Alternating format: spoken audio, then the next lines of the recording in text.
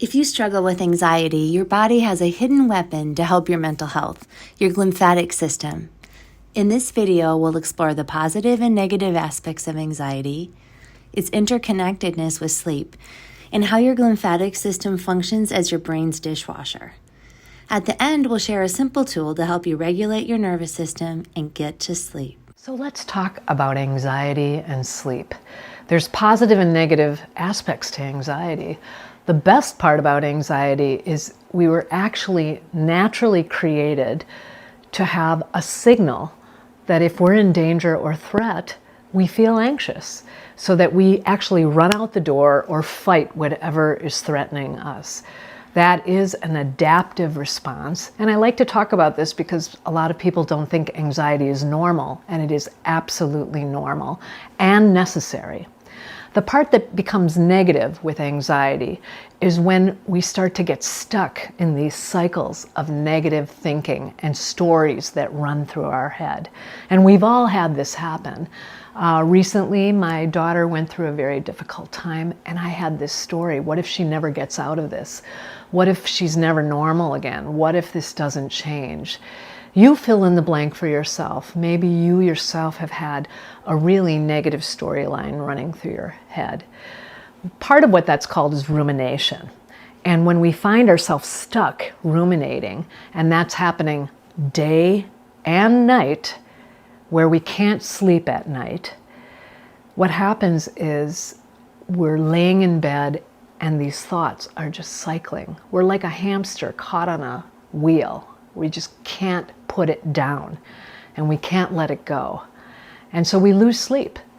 And when we lose sleep, we are actually endangering ourselves. Why? Because sleep is pivotal to our well-being. Sleep is the thing that gives our brains a chance to clean and goes through a cleaning cycle at night, so that when we wake up in the morning, we can feel refreshed. The brain actually clears out toxins, and that is that glymphatic system that Sarah talked about previously. It's this system that cleans things out. It's just like a dishwasher. And I like to think of it that way because every night I run my dishwasher.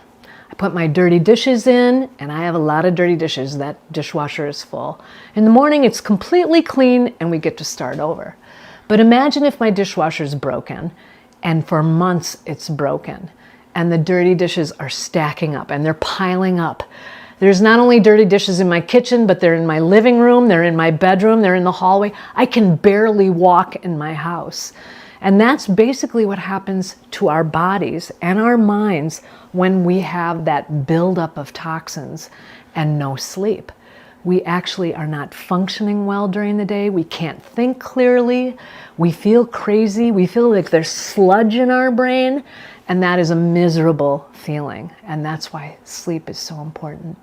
The brain actually has 4 stages of sleep, and stage 3 is the stage where there's this slow wave of movement that helps clean out our brains, and that promotes memory, critical thinking, and creativity. That's the thing that gives us this feeling of refreshment in the morning. If that's not happening to you, if you have had several nights of interrupted sleep or no sleep, please talk to somebody you love. Talk to a family friend, talk to a family member, or call your doctor, because it's very vital that somebody is with you on this journey of suffering. It is suffering and their struggle without having sleep. We actually need to help ourselves sleep again, because our brains are in a state of anxiety, which is a state of dysregulation. We need to help our brain go from dysregulation to regulation. And there are ways that we can do that, to go from a very unsafe feeling to a feeling of safety and peace. But it does take work. And I want to tell you that we are going to share some techniques with you about how you can do that. So one of the first things that changes when we feel anxious is we take a breath and we hold our breath. Why? Because there's danger present, or we're sensing a threat. And that is very normal and natural. But what happens is it changes our breathing pattern. And when it changes our breathing pattern, we're not breathing normal anymore. So we're getting less oxygen into our system. That's a problem. So we need to help our brain go from this anxious state where we're not taking in much oxygen to a safer state where we're feeling more calm, where we're breathing better. And so Sarah's going to teach us today how to do the number one method to help ourselves go from dysregulation to regulation, and that is called diaphragmatic breathing.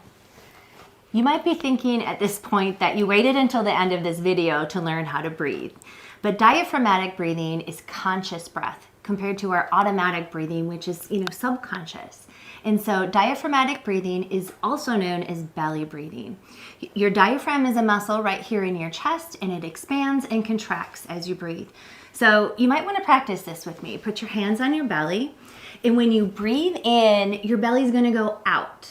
And when you breathe out or exhale, your belly is going to go in. It's typically opposite of how we normally breathe.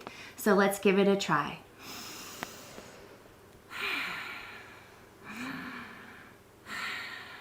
Belly out, belly in, belly out, belly in.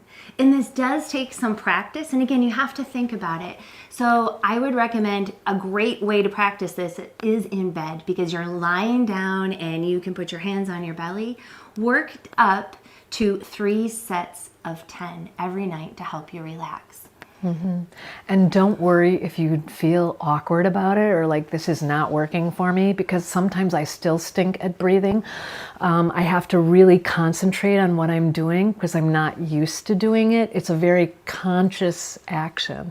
And like Sarah said, if your belly's like a balloon, you're blowing it up and then you're squeezing the air back out of it. So Give it a try. Give it a try. It really does work. If you guys enjoyed this video, please consider liking it or subscribing to our channel.